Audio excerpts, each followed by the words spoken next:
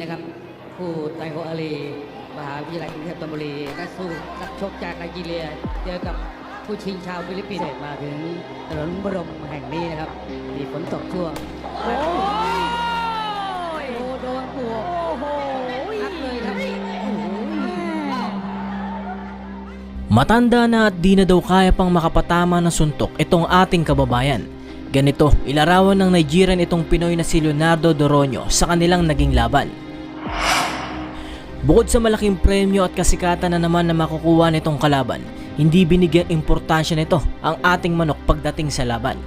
Dahil sa katangian nitong maging magaling na manlalaro ay isa sa mga naging kamalian nito ay maliitin ang dugong Pinoy na dumadaloy sa katawan nitong ating kababayan. Sa kanyang kartada na 18 na panalo, 17 naman dito ay galing sa knockout at meron pa lang itong naging 3 talo. ไม่ไหวครับอาจารย์พรหมเมธโบกมือลาเลยครับเรียบร้อยครับเด็ดขาดมากครับไตโฮ Samantalang si Kabayan naman ay 14 na panalo, 11 dito ay galing lahat sa knockout at 6 naman ang kanyang pagkatalo. Subalit mga bossing, hindi pa huli para magpasikat at ipakita ang lakas ng ating Pinoy. Kaya naman panoorin natin ang kanilang naging laban.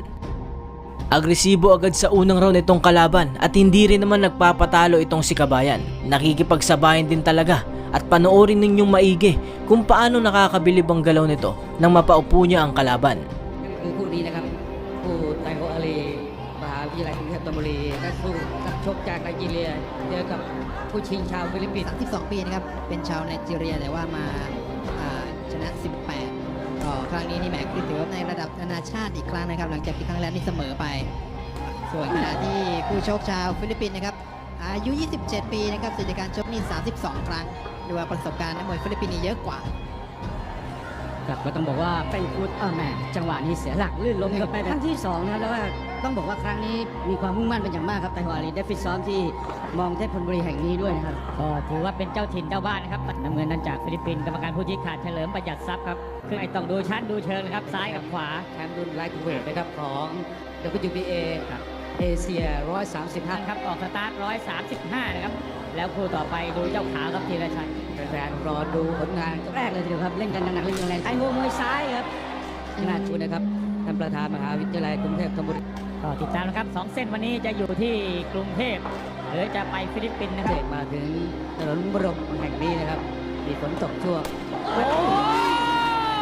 ยโดนบวกโอ้โหนักเลยครับโอ้โห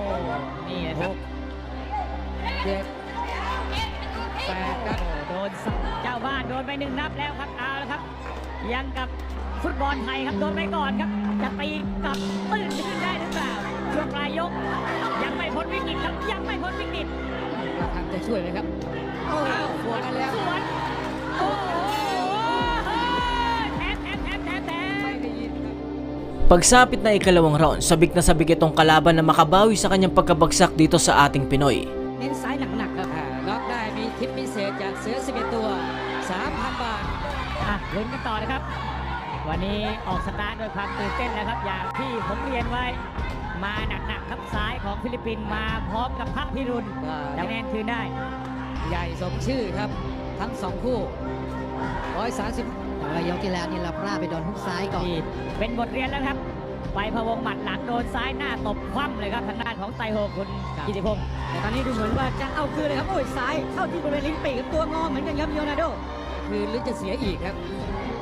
ใส่กันมันจนติดเกมนะครับถึงจะยกแรกตัวนั่นเองศีรษะอาจจะกลายเป็นหมัดที่3ได้ครับคุณกิติพงศ์ไตโฮเดือดทองอีก 3,000 บาทตามมาอัดฉีดก่อนเลยสนุกอย่างนี้ต้องให้แล้วนะครับอดรนทนไม่ไหวจ้วงซ้ายโดนไม่โดนไม่โดนซ้ายโดนแล้วเอาคืนมาอยู่ไม่อยู่โยโฮ Dito sa ikatlong round ay dito na pinatunayan na magiting nating kababayan na ang bagsik na pure na mandirigmang Pinoy pagdating sa usaping palakasan. ชีวิต AIA ขอบคุณดร.ชาญชัยรุ่งเรืองมหาวิทยาลัยกรุงเทพมหานครโดยคุณนิวัฒน์คัดสรรแล้วนะครับกว่าจะได้ถ่ายทอดสดสมราคาไม่รู้ว่าจะคัดให้มาน็อกเขาหรือว่าจะคัดเขามาน็อกทุกครั้งนี่ผู้มวยที่ออกมารับประกันโดนอีกแล้วครับไตโฮ โดนอัปเปอร์คัตนะครับ ครั้งที่2 หก โอ้หัวทิ่มเลยครับ โอ้โห ตรงที่นั่งลำบากครับอย่างนี้ การทรงตัวไปไหม โอ้โห ยังสู้ครับยังสู้ ไม่ดีครับยังมึนๆอยู่ ฟื้นไม่ฟื้น ยังมึนๆอยู่ครับไตโฮ ต้อง นับ นับ อีกแล้ว2ครับ3 4 5 6 7ไหวไหมครับ8ดูยังการทรงตัวยังไม่ดีนะครับ โอ้แล้วเวลาเหลือเยอะเลยครับ อีกทีเดียวเท่านั้นนะครับ บวกกัดฟันบวกนะครับไตโฮต้องบวกครับ เวลาของไทโฮเหลือน้อยแล้วนะครับโอ้เมาครับเมาก รรมการยุติเลยครับ โอ้เจ็บใจตัวเองครับเจ็บใจตัวเอง